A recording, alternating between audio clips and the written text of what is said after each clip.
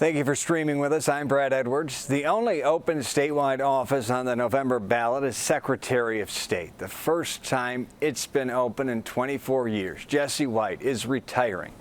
Two candidates vying for that position now, both with no names in the state. Dan Brady, the Republican, and Alexi Giannoulias, a Democrat. Whoever wins will be in charge of Illinois' driver's services. That's right, plates and licenses, public libraries, and more.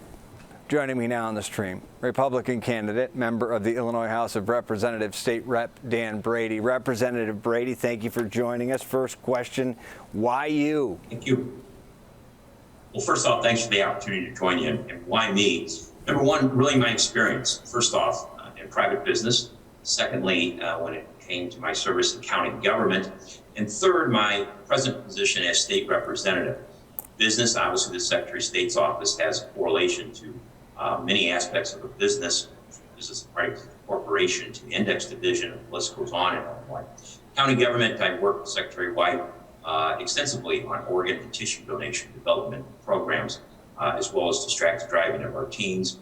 And as representative, have moved legislation forward with the Secretary of State's help and with the Secretary of State's office help, dealing with those issues, not only for organ and tissue donation, 16 and 17-year-olds being able to sign to become an organ donor with a parental out, as well as a defensive driving course for seniors, an 8-hour course that would allow them remotely to do that particular course and receive potential reduction on their insurance premiums.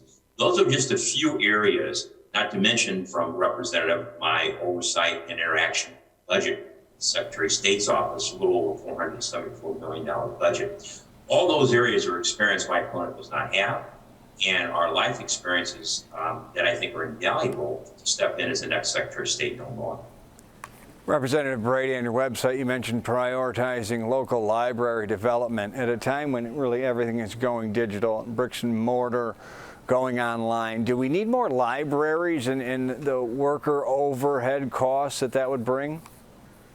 I think first off, we need to look at the over 5,000 libraries that the Secretary of State's office presently, as chief librarian, oversees in one degree or another. Now, mostly they are all regulated and directed by local elected or appointed boards that serve those libraries. But especially rural Illinois, there are libraries and library districts where that technology has not been expanded to, where the ability of Wi-Fi, the ability of interaction, the internet, et cetera, doesn't exist in some libraries downstate. I want to prioritize that and make those areas a better area for learning when it comes to technology for all those who use it. And also the library construction program under the Secretary of State's Office Library Division is extremely important. Grant funding in particular, I can look at grant funding of roughly $5.7 million recently for expansion of the Bloomington Library. All those type of programs under the libraries are very, very important. And I certainly want to prioritize and bring into the 21st century what the programs can do for those rural libraries especially. Duly noted on that. You want to see license plate renewal fees cut. Amen to that, I could probably say, from any taxpayer in the state. An idea your opponent, Alexi Giannoulias, calls fiscally irresponsible. What say you? Well, what I say is fiscally irresponsible to try and help the very working class that talks about the people of Illinois who are hurting across the state.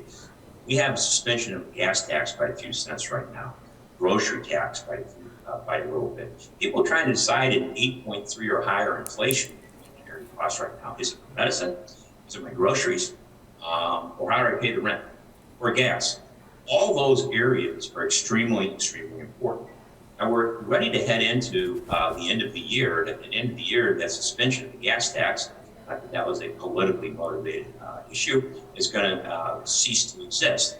And that means that roughly $135 million more is going to go back into the road funds of Illinois. And that particular gas tax is tied to the cost price index division side of things, CPS. And that is anticipated in the future to jump to about a 7.8% level. That means more dollars will be going into the road fund. So let's have a bill that I filed, House Bill 5821, reduction of, at least temporarily, as my bill says, of $50 per license plate renewal to help the people across the state of Illinois. So in other words, to pick up where some of these other temporary suspensions are leaving off. And as far as calling it fiscally irresponsible, you're trying to help the people of Illinois. I don't know how that's fiscally irresponsible. Certainly, when my opponent was state treasurer, fiscally irresponsible was one of his specialties when it came to the Bright Star program, and tried certainly to explain why he lost around $150 million taxpayer dollars for future education of college students across the state of Illinois. He couldn't resolve a settlement package on it that was fair. But all I'm trying to do is help the people of Illinois and do it in a way that we can absorb and make it a budgetary issue in which we can continue to operate and provide services, all while reducing the fees. Already been done by the legislature from the standpoint of the trailer fee. The trailer fee jumped over $100, and the outpouring of people objecting to that forced the legislature to send it back to the original fee that it was, which I support. And a lot of these fees are regressive in nature, meaning those who can afford it less, it hits them harder. Regressive in nature. Now, we have seen when it comes to advertising, a lot of Mr. Giannoulias on the airwaves. He's known, one-time state treasurer, as you mentioned. You're known. The name Brady, very well known. But we haven't seen a lot of you on TV. He's clearly got the money advantage. How are you going to combat that? Well, I think I'm going to combat it and take the playbook out of the Republican primary, to where I was outspent a little over $1 million and was not up on TV, but ended up winning every county in the state of Illinois with the exception of one, my opponent's home county at that time. Hard work, and I think we have a real opportunity, Brad, to show the people across the state hard work in politics, especially Illinois politics, can still count for something. And that's what we've been doing. Yes, we're doing more digital. Yes, we're doing different ads, streamlining technology. We talk about upgrading technology, and we're using that in the campaign as well. Mismatched resources financially, absolutely I am. However, I'm not mismatched when it comes to my work ethic and outworking my opponent. My opponent claims that he's not part of any Chicago machine, but had no problem taking $1 million 10 days ago from Governor Pritzker and others. And so, I think it's a real opportunity to show the people that government can still do what it's supposed to, and that is provide service to the electorate. You are a moderate, but you did vote for Trump. How do you reconcile that? And will your Trump votes count against you in what is such a heavily blue state? Well, I don't think so. First off, I was first at John Kasich now, and helped on that particular campaign and that primary. But certainly I did vote for Trump because I believe President Trump's programs, plans, and overall plans across the country were better than Hillary Clinton's and better than Biden's. Time has proven to be that way. But I also believe he's his own worst enemy. But with that being said, I'm an individual that can work both sides of the aisle and have as state representative. I think that speaks volumes, and my colleagues, Republicans and Democrats, know that across the state of Illinois. I think that's very, very important. And I'll also point out that in my travels, most people talking about this race of Secretary of State's office, they want the party of efficiency. They want to be in and out and have a pleasant experience when it comes to our over 96 facilities and drivers motor vehicle services facilities across the state of Illinois.